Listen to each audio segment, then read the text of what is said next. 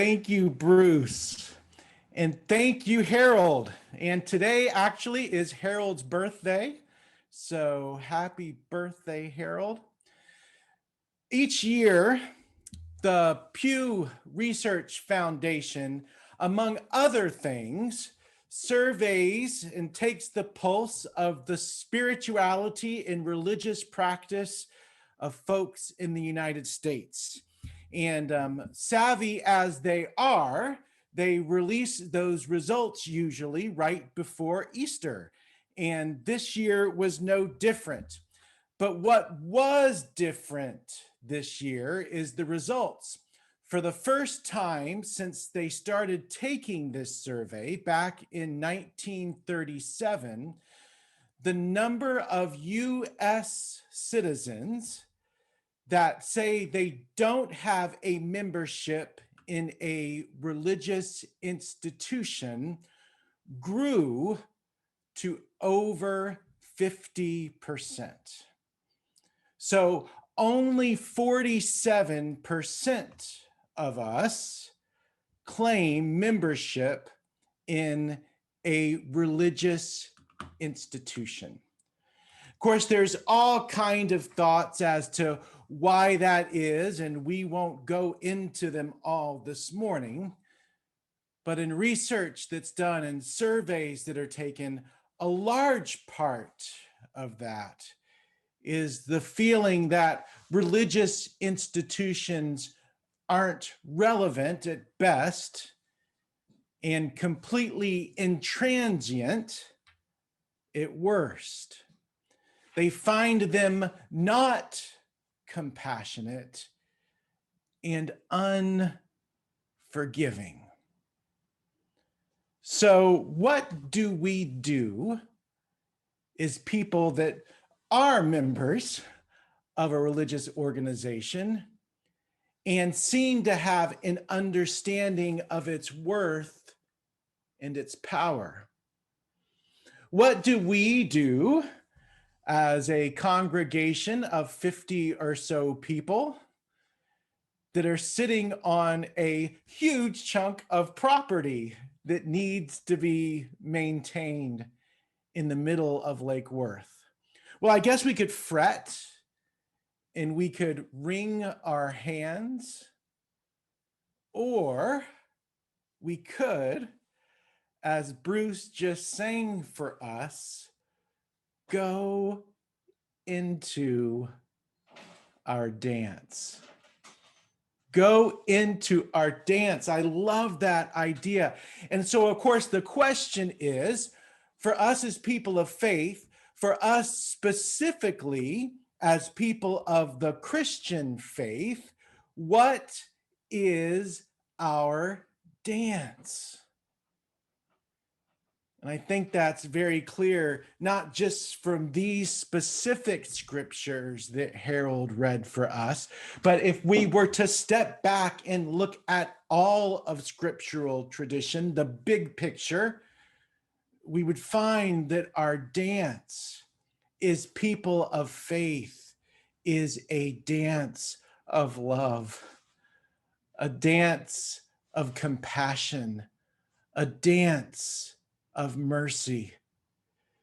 Do you notice what the wise one in this John 1, the third chapter, this letter that was written to the churches by someone who was wise in the faith?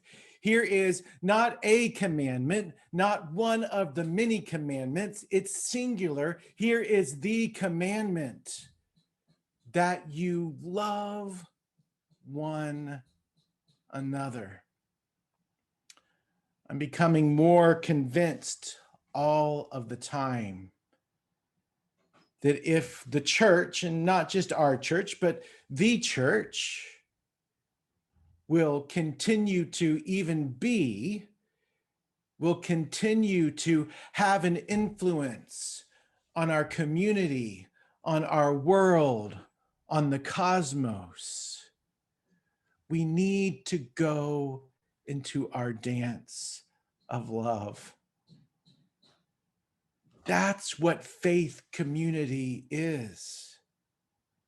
a gymnasium, a place to practice this dance of love. We do it in our worship every time that we gather. I heard a story this week by a gentleman named Reverend Benjamin Johnson. He's an Episcopal priest and a chaplain at Emory Seminary in their hospital there. And he told the story of his work as a chaplain in the hospital, which is one of his roles. And oftentimes that's rather perfunctory. They're minutes long engagements, not hours long engagements. And they're usually only just for one time as somebody comes into the hospital and goes out, kind of a drive-by spirituality, a prayer said. But he encountered something different over the course of his career there. It was an Episcopal priest who, because they couldn't quite figure out what was wrong with him, spent weeks at Emory Medical Center. And the pastor says that he went there first because that was his role, that was his job, to do these liturgical duties. But over the course of time, he developed a relationship with this other pastor. And he talked specifically about offering this pastor communion. And he talks about the fact that communion in that hospital setting is just kind of awkward. You're balancing the elements usually on the foot of a bed, and it's offered awkwardly. But offer that, he did, and share in that meal of love, they did.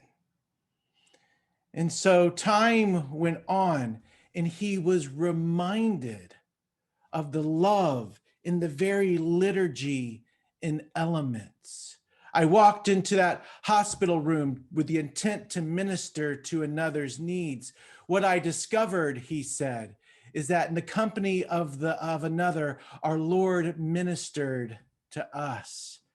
Together, a map maker and a visitor found themselves sharing in the great heavenly banquet prepared for us before the foundation of the world, prepared as a meal of refreshment and restoration in an uncertain and inhospitable territory.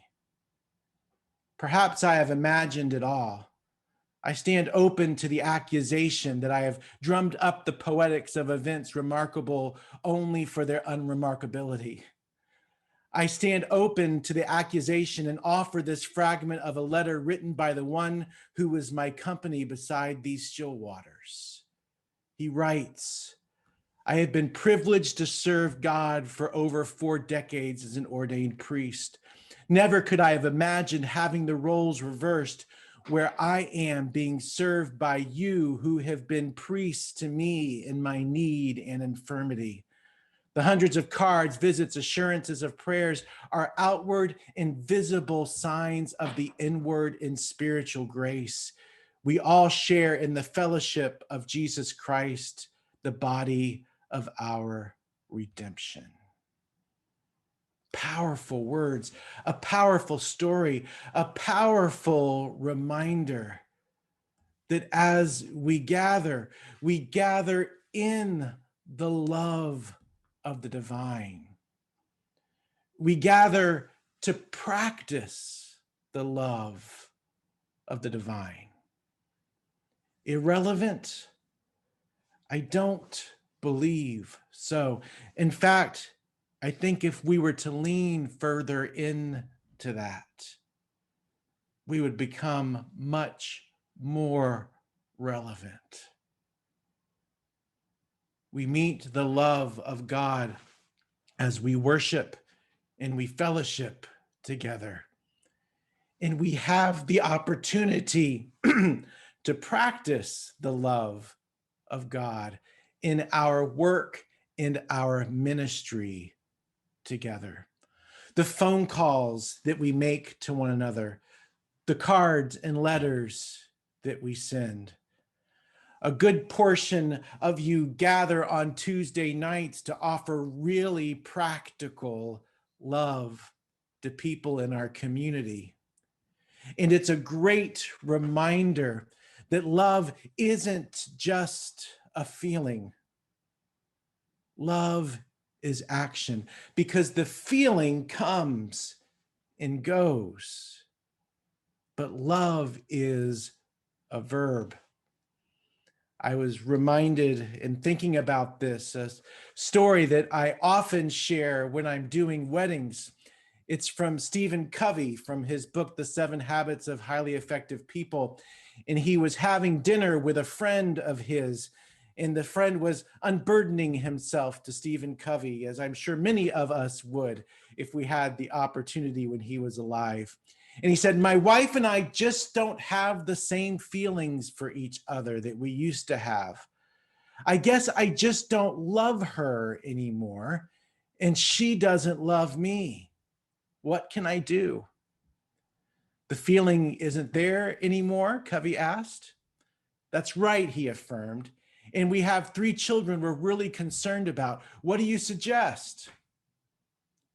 Love her, I replied. I told you the feeling just isn't there anymore. Love her. You don't understand. The feeling of love just isn't there. Then love her. If the feeling isn't there, that's a good reason to love her. But how do you love when you don't love? My friend, love is a verb. Love, the feeling, is a fruit of love, the verb. So love her, serve her, sacrifice, listen to her, empathize, appreciate, affirm her. Are you willing to do that? I think if we take that understanding of love outside of just the realm of the romantic, the special relationships that we have with our spouses and partners, and if we take that into our practice of love in the world, it's a fantastic reminder. I don't know about you, but for me, there are times when I'm in the mood to love and my heart is overflowing. And there are many times when I don't feel like I have it in me to love. Here's what Stephen Covey says. Here's what Jesus said in practice. Here's what the epistle writer in John encouraged us to do: to sacrifice, to be willing to give up our lives in the service of love. And I think so many times we move right past that because we're not going to sacrifice our physical lives. And so we say, well, that's not for me, so I'm not going to do that. Let's move on to the next thing. But what are we willing to set aside? What are we willing to give up in the service of love? For many of us, it's a Tuesday evening and Tuesday afternoon and Tuesday morning to serve people in our community. For others of us, it's giving up a morning to take someone to the doctor or to do their laundry for them. If we're going to change the world with the love that we've experienced, sacrifice is involved. This week, we were reminded of our conversation about the environment as we acknowledged Earth Day. And there's a conversation that takes place about we understand, most of us, 98% of scientists understand that our presence and our behavior in the midst of creation, in the midst of the cosmos, is changing it. It's detrimental to the survival of our planet. And yet, my goodness, isn't it hard to think in terms of giving up the comfort and the privilege that we have in order to see some type of resolution or even just difference in that? What do we do when we don't feel like loving? We love. And in that engagement, in that action, we're able to practice inside of this faith community what that looks like. And we have the opportunity for loving for one another when some of us aren't in that place where we're able to offer that as intensely and as broadly as we would like. We love. We love in our faith lives together. We love in our mercy lives together. And I'm so proud to be a part of a congregation that Cornel West describes as love in public. And that is the work of justice. As we engage in the dance of love, as we engage in the lives of people around us, we can't help but understand that there are systems in place that keep people from experiencing the abundance, the compassion that God intends for them to have. So sometimes we need to get a little bit noisy. Sometimes we need to take a risk. We need to sacrifice, to stand beside those, to stand with those that aren't experiencing the abundance, the compassion, the love that they so richly deserve. And that requires something on our part. Maybe a little bit of lack of reputation or of standing in the eyes of our friends and of our community. But I think in the grand scheme of the divine example of love, that's a small price to pay. And as we are practicing this dance of love and community, it's going to make a huge impact of the world. As we do this together, we might experience what Grateful Dead drummer Mickey Hart says when he says, to fall in love is to fall in rhythm as we dance together.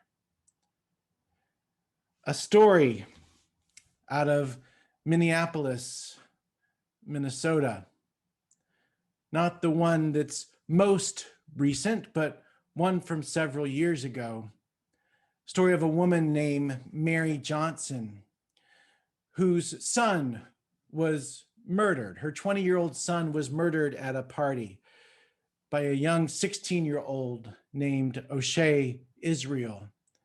They had an argument that ended up in Mary Johnson's son being killed. So she originally was out to see justice, or probably better called revenge. But then she turned that anger into compassion. In fact, she and Israel are now next door neighbors. And what she does is counsels mothers of murdered children, and he visits prisons and churches. He shares about forgiveness. He shares about reconciliation.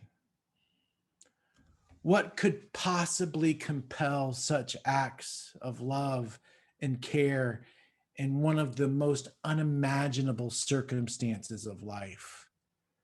A mother mourning the loss of her son embraces the one who caused her pain. An opportunity for us to reflect.